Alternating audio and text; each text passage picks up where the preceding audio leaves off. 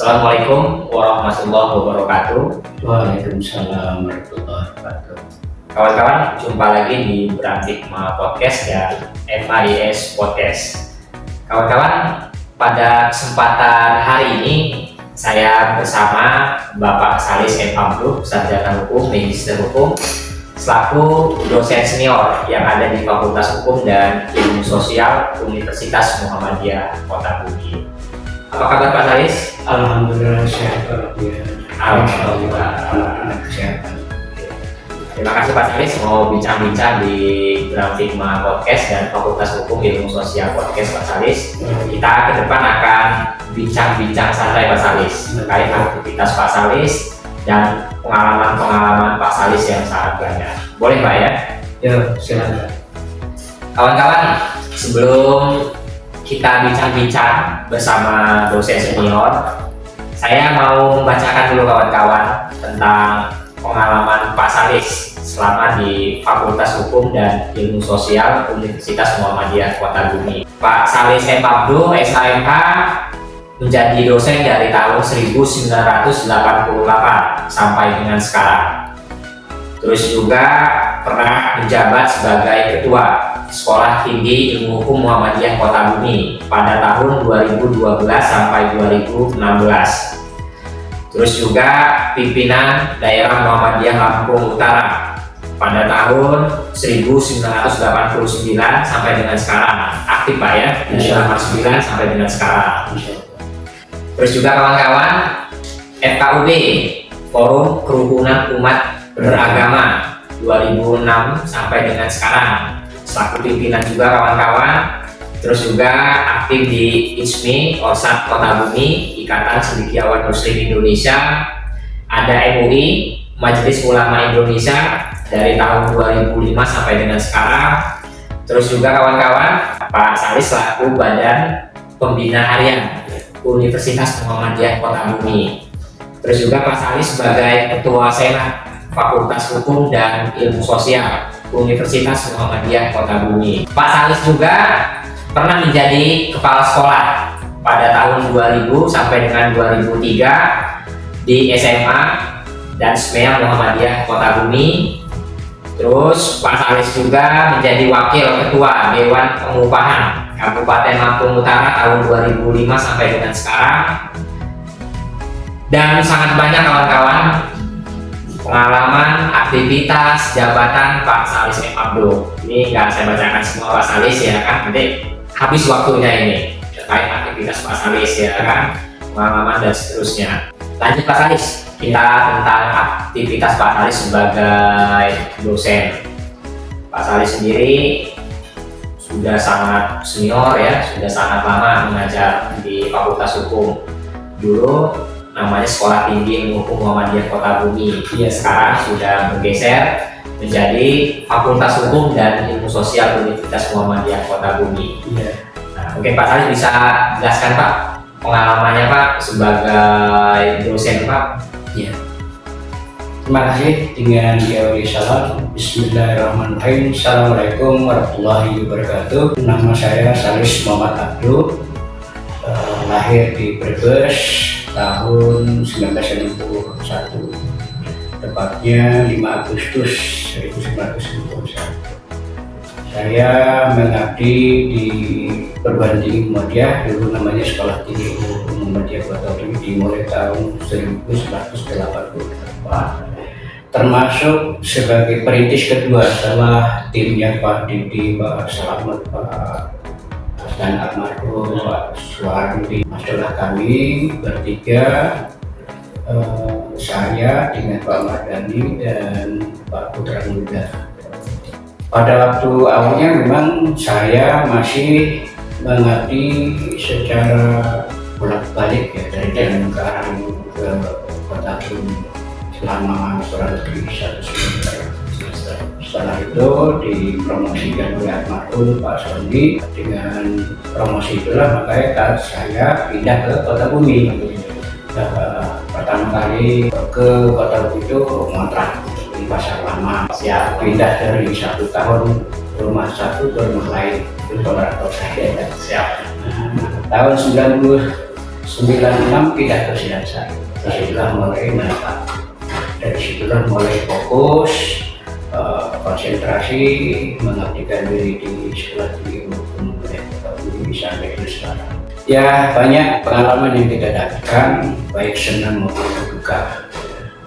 Ya, awal-awalnya kita memang ada was-was juga melihat itu beda ya karakteristik mahasiswa pada awal-awalnya itu ya, kita harus hati-hati.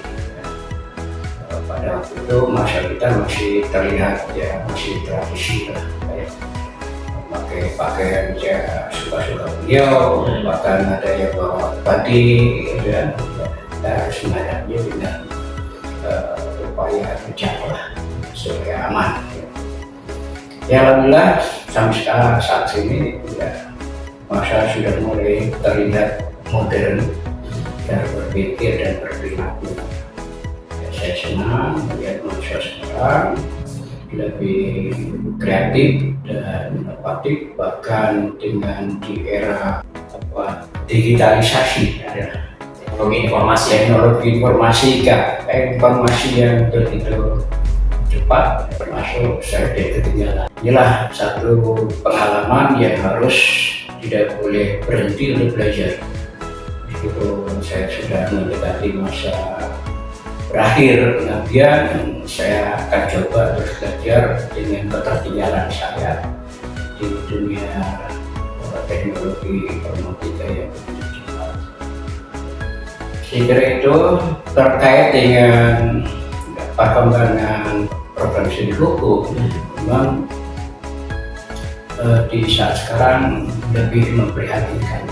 Saya merasakan lebih prihatin bagaimana memandang konsep hukum yang sudah mulai lebih dipengaruhi oleh politik, di mana hukum diciptakan untuk status quo, mempertahankan kekuasaan, dan terutama lebih membela kepentingan para pemilik modal dibandingkan dengan kepentingan rakyat. Maka yang mayoritas masih merupakan keharusan bagi pemerintah untuk diperhatikan agar supaya memang masyarakat Indonesia yang mayoritas masih dalam kelompok menengah ke bawah itu tentu punya kesempatan yang luas untuk mengangkat dirinya menjadi masyarakat yang nyaman, mapan, dan bahkan mungkin sampai pada tingkat kesejahteraan. Ini yang perlu menjadi perhatian kita, bagaimana mengembangkan konsep hukum itu betul-betul dibuat dalam rangka memenuhi rasa keadilan. Jadi bukan keadilan pada kelompok tertentu, apalagi pada pemegang kekuasaan, tetapi keadilan bagi bangsa dan negara. Sudah dengan amanat, bagaimana Indonesia pengen mengantarkan rakyat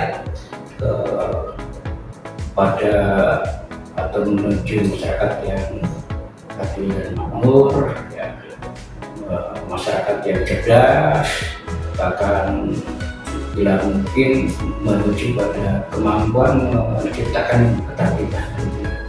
Inilah barangkali kondisi yang saya rasakan. Maka ya, pesan saya kepada generasi muda, mari kita terus berjuang mendekatkan. Ada gium di hukum itu, ya, terus berjuang mendekatkan keadilan meskipun dan untuk ya siap waktu ya itulah kira-kira Pak Bram. Siap Pak Salis.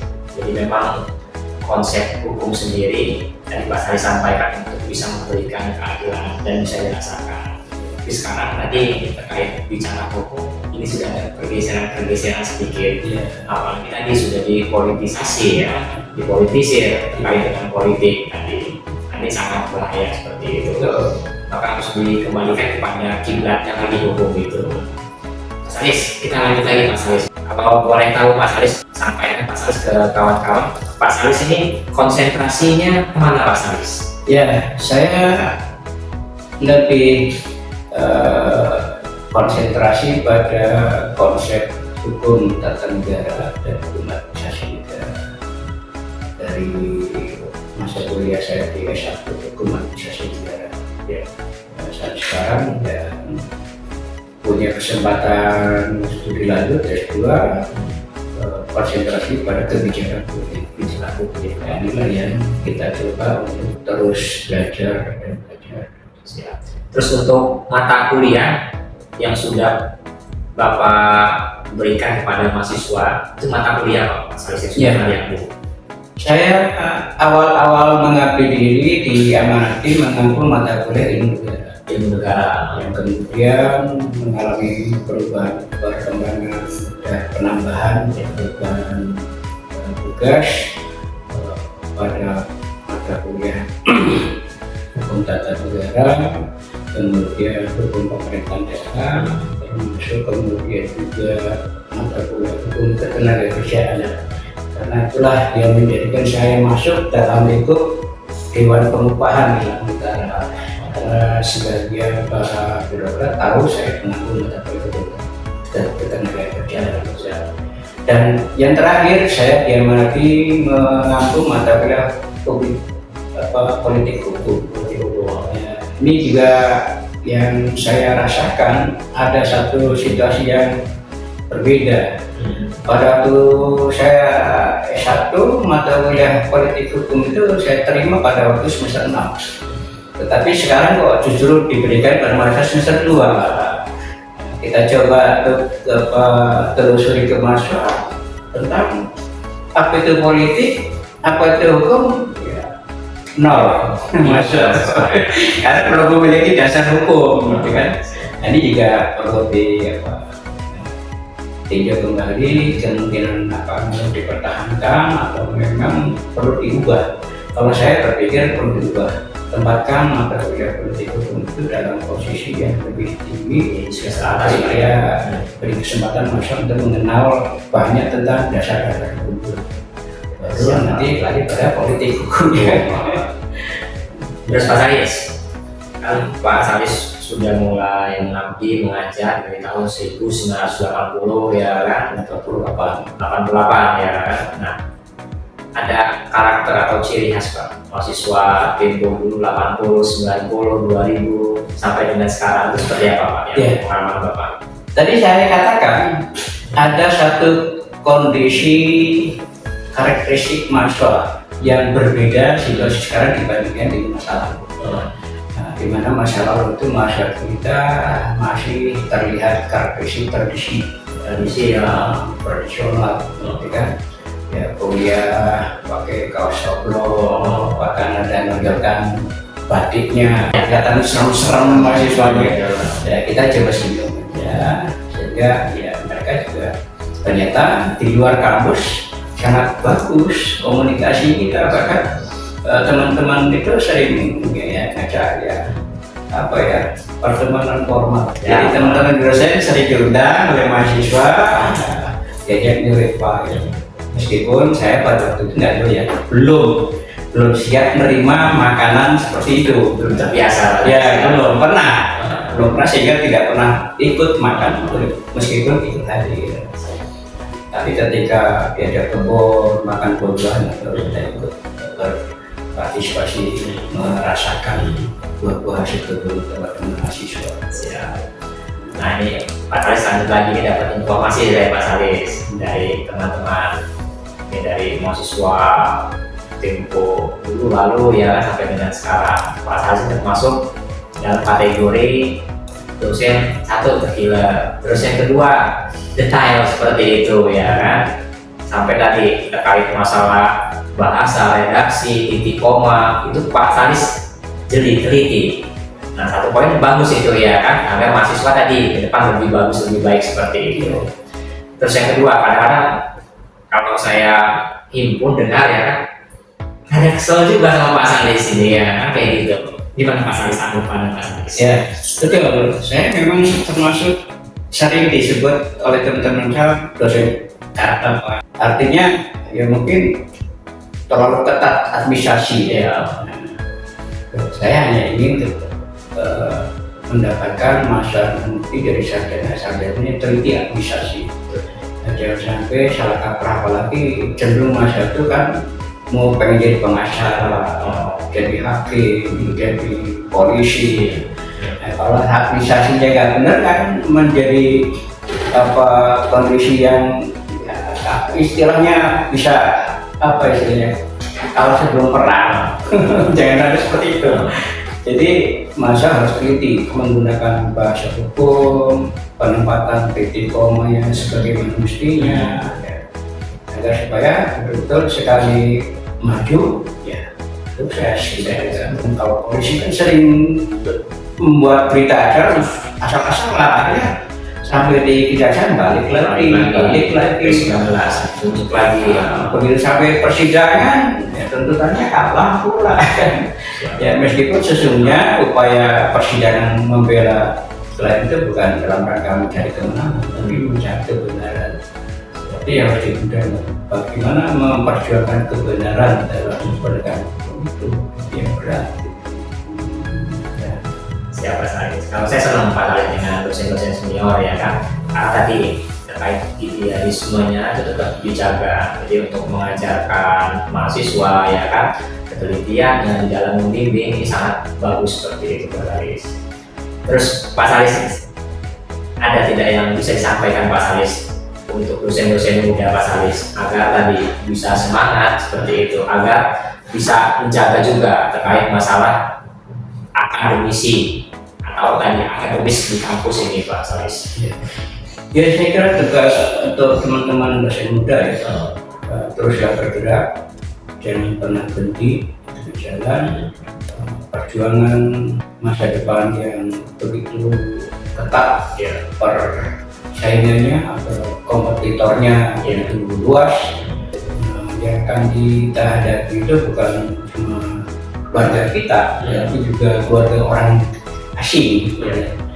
Jangan sampai kemudian ketidakmampuan kita menjadi penonton di rumah sendiri. Jadi harus muncul bagaimana kita berada dalam rumah sendiri yang bisa mengatur, mengelola dengan nilai-nilai yang benar, terutama karakteristik bangsa Indonesia yang penuh dengan etika. Jangan sampai kita hanya mengundaskan pada sisi formalitas toh, tapi juga harus melihat pada hakiki etika ya, yang menjadi satu langkah dalam kehidupan kita. Siap Pak Salis. Ini kita masuk segmen terakhir Pak Salis. Ya. Berapa sih mau dengar Pak Salis bercerita dulu Pak Salis, sedikit saja Pak Salis. Pak Salis kan pernah menjadi ketua Sekolah Tinggi Hukum Muhammadiyah Kota Bumi.